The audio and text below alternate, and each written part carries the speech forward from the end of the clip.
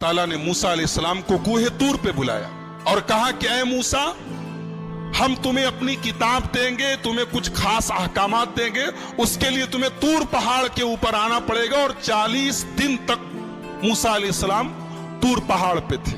और आपको एक बात बता दूं मैं कि मूसा वो इकलौते नबी हैं जिनसे अल्लाह ने डायरेक्ट बात किया है। किसी फरिश्ते का बीच में वास्ता नहीं था, अल्लाह ने डायरेक्ट बात की है मूसा से। जब भी बात की है डायरेक्ट बात की है। तो हजरत मूसा ने कहा कि अल्लाह, मैं आपको देखना चाहता हूं। अल्लाह ने कहा लन तरानी, तो मुझे कभी नहीं देख सकते। बाज उलमा ने कहा है कि अल्लाह ताला को मूसा ने कहा लन तरानी, अल्लाह ने कहा तुम मुझे कभी नहीं देख सकते। इससे पता चला कि अल्लाह को कोई देख नहीं सकता, कभी नहीं देख सकता। मगर यह बात गलत है। दुनिया की आंख से अल्लाह को कभी नहीं देखा जा सकता, लेकिन आखिरत में लोग अल्लाह का दीदार करेंगे। जन्नती जब जन्नत में जाएंगे तो अल्लाह ताला का दीदार करेंगे। ये कुरान से भी साबित है और हदीस से भी साबित है। तो दुनिया की आंख से कोई अल्लाह को नहीं देख सकता। हमारे नबी सल्लल्लाहु अलैहि वसल्लम भी जब मेराज पर गए तो सही बात यह है कि आपने अल्लाह को नहीं देखा, आपने अपने रब का दीदार नहीं किया, जैसा कि बुखारी की रिवायत थी। तो अल्लाह ने कहा कि मूसा, एक काम करो, तुम इस पहाड़ को देखो, इस पहाड़ के ऊपर हम अपनी तजल्ली उतारते हैं, तुम इस पहाड़ को देखो। अगर ये पहाड़ अपनी जगह बरकरार रह गया तो तुम मुझे देख लोगे।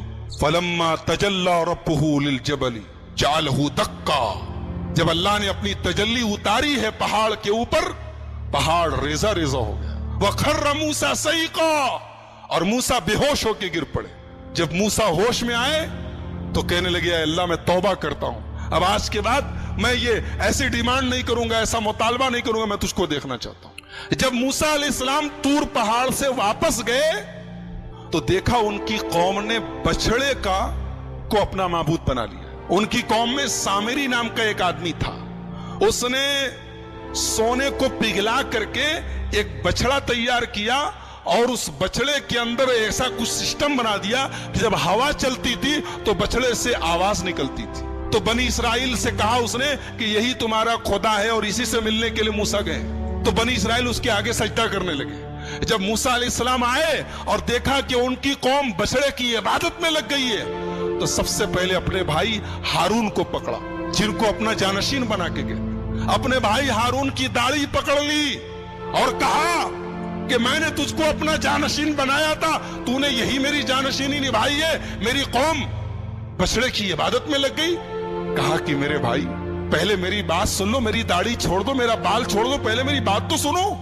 ये सब आपस में झगड़ा कर रहे थे और मैंने समझाने की कोशिश की, लेकिन मैंने देखा कि अगर मैं ज्यादा इंटरफेयर करता हूं तो बात ज्यादा बढ़ जाएगी। मैंने आपके आने का इंतजार किया, मैंने और कुछ नहीं किया। मूसा अलैहिस्सलाम ने बुलाया सामरी को, बोला ये बता तूने ये क्या किया है, ये तूने बछड़े को क्यों बनाया है?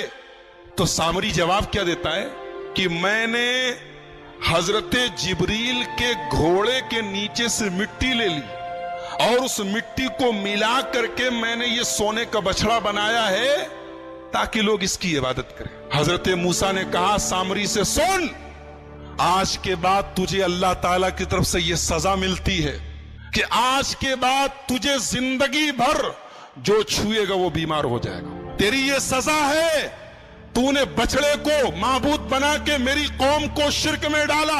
अब तुझे यह सजा मिलती है कि तू जिंदगी भर अनटचेबल हो जाएगा, तुझे जो टच करेगा बीमार पड़ जाएगा। अब सामरी का हाल यह हो गया कि जो उसे छूता था वो बीमार हो जाता था और वो खुद भी बीमार हो जाता था। लिहाजा जब कोई सामरी के पास से